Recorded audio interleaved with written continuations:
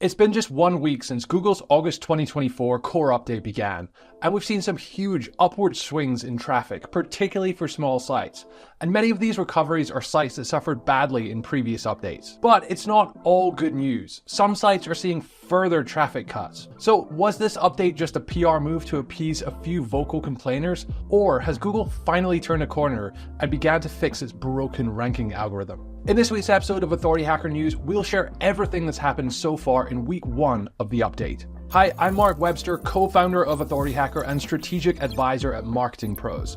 Today's video is brought to you by Search Intelligence. More on them a little later. But for now, let's dive into the early impact of the August 2024 core update.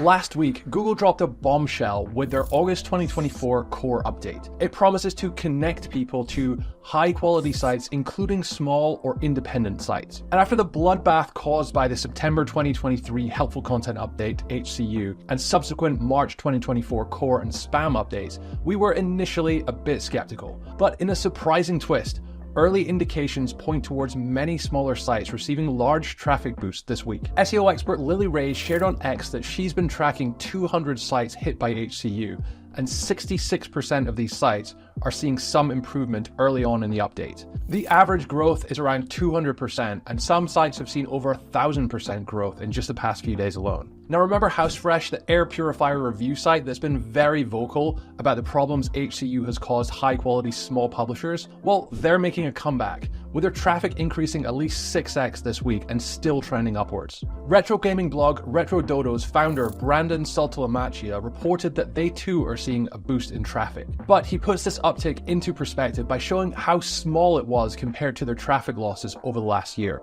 Now, here's where things get a bit controversial. Some people are complaining that only sites that have been very vocal about losing traffic, like HouseFresh or RetroDodo, or have a recognizable brand, are seeing recoveries. And they claim this is all just a PR move from Google. However, we found many examples that refute this claim, which we'll share just in a moment after a word from today's video sponsor, Search Intelligence. They're a digital PR agency that recently captivated the gaming world with their unique study on how much video game characters would earn in real life. They made a list of the 50 most popular video game characters and then compared their jobs to real-world salaries, sparking widespread interest. Their creative campaign landed over 20 high-quality links from top publications, including The Express, Houston Press, and many more. This impressive coverage helped secure their clients' prominent position in the gaming industry. So if you're looking for a digital PR campaign to level up your link building, head on over to search-intelligence.co.uk. We've seen anecdotal cases and larger scale studies that show that many small sites are seeing traffic improvements this week. Gabriella Covey from Bright Valley Marketing noted on LinkedIn that after 3 months of cleaning up content on a website they're managing, they're finally seeing their hard work pay off. Some sites are even reporting partial recoveries after doing zero work on their site since losing traffic. We've also seen some of our own community members recover. In our Authority Hacker Pro Platinum group, member Jamie reported a 226% increase, while Ushervad saw a 5x boost in daily visits. Jason Mills from the Affiliate School also saw 3 of his HCU sites start to recover. And Jonas from finmaster.com shared that his traffic is up 70% since the update started. So clearly the update is boosting more than just a handful of vocal sites. In fact, Ian from sitestatsdb.com listed 107 sites showing traffic increases of 100% or more on X. But this update is not all sunshine and rainbows. Not all content sites are winning. In fact, plenty are either flat or losing even more traffic. SEO consultant Glenn Gabe tweeted some sobering statistics. He maintains a list of 390 sites affected by the Helpful Content Update. Out of these 390 sites, only 49 are seeing upward movement. That's just 12.5%. The rest are either stable or going down even further. Similarly, Digital Loft owner James Brockbank reported on X that he's been tracking 671 travel publishers since the HCU first rolled out. With this new August update, 46 of those sites are seeing growth of 50% or more. That's just 8% of the list. And some larger sites that won big in previous updates are also seeing traffic declines. For example, cjeatsrecipes.com, a recipe site that surged from 30,000 monthly visitors to almost 1 million after the HCU, has already taken a 27% traffic dip so far, according to Ahrefs traffic estimates. And surprisingly, Healthline.com, a well-regarded health blog, is down around 6% since the update started. I guess they'll just have to figure out a way to survive with their 98 million monthly visitors. Now, let's put all this into perspective. Lily Ray tweeted that recoveries are likely to be only partial and probably won't be full recoveries, at least for a while. As she says, no one is going to recover fully in 24 hours. Based on her past experience, upward movement in site recoveries typically lasts 6 to 12 weeks, and the best case scenario is usually about half to 2/3 of the traffic you had before. So while this is only week 1 of what's expected to be a 4-week update rollout, what are our main takeaways so far? In general, higher quality sites seem to fare better, but what do we mean by high quality? These are sites that get all the basics right, but go the extra mile in their content. The authenticity of content seems to make a difference here. Whether that's product in hand reviews, using video to establish trust, or just genuinely caring about how content is made and presented to readers. And I think this is all a good thing, right? From our perspective, we agree with most in the industry that Google was way too harsh in its previous updates. Clearly, some good sites were unfairly hit. And I know it's harsh, but to be fair, there were also some more mediocre sites that you could argue were maybe rightfully hit too. So you probably shouldn't expect everyone to recover in this or future updates. It's also worth noting that UGC sites like Medium and, surprise, surprise, Reddit are also up with this update. So things are not going back to how they used to be. The search landscape has changed permanently. Still, there's a silver lining. Many small publishers will likely put SEO back on the table given how valuable Google traffic is. But whether they rely solely on Google traffic remains to be seen. This update, while not perfect, seems to be a step in the right direction for many sites that were unfairly hit by previous updates. And remember, we're not done yet. We'll be covering the impact of this update closely over the next few weeks as it continues to roll out, so make sure you're subscribed to get the latest insights and analysis from us. Speaking of updates, Google has just rolled out a potential redesign of how links are shown in AI overviews, and it looks to be a good thing for website traffic. What's going on this week? More good news?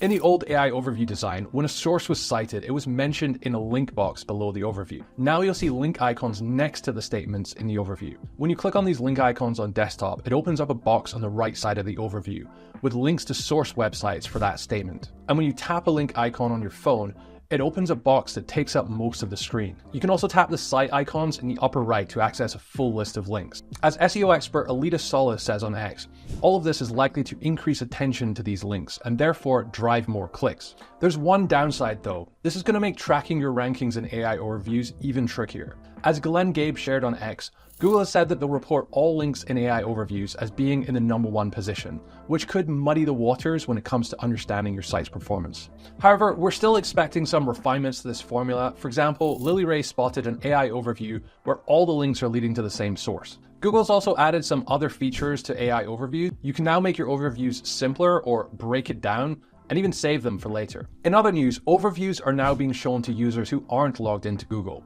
This means way more people are going to start seeing them. As Lily Ray pointed out on X, this is good news for the SEO world. It means keyword rank tracking tools will be able to provide more and better data about AI overviews. And speaking of AI overviews and click-through rates, let's hear what big publishers who've been most exposed to them have to say about it. Two major publishing conglomerates, Dotdash Meredith and Ziff Davis, have recently reported that Google's AI overviews have had a negligible impact on their web traffic so far. Let's break down what they're seeing. Dotdash Meredith, which owns sites like VerywellFit, Health.com, Investopedia, and The Spruce, noticed that AI-generated answers appear in about 15% of searches across their categories. The highest frequency was in health, technology, and finance. More importantly, they found that the difference in click-through rates between pages with and without AI overviews is minor. Ziff Davis, who owns sites like Mashable, Lifehacker, and IGN, is saying something similar too. They reported that AI overviews appear on only 8% of searches, and they don't see it having a significant change in their search traffic. Now, before we all breathe a collective sigh of relief, there's a few caveats to consider. First, the rollout of AI overviews has been limited. As of July 2024, they appeared in only 7% of queries, after peaking at 15% in May.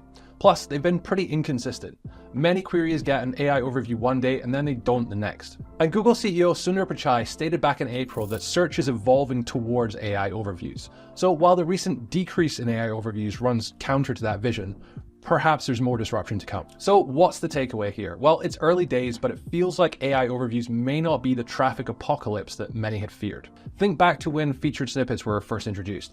They took some traffic, sure, but the overall disruption to SEO was limited. Looking at the current data, it feels like AI overviews could be something similar. We might end up losing some traffic, but it most likely won't be as significant as some SEOs suggested when AI overviews were first announced. Now, if you've grown tired of hearing about Reddit every week, I've got some bad news for you. They're shaking things up again, this time with plans to test an on-site AI-powered search feature later this year. This announcement came during Reddit's Q2 2024 earnings call, where they reported a whopping 54% year-on-year revenue growth, reaching $281.2 million.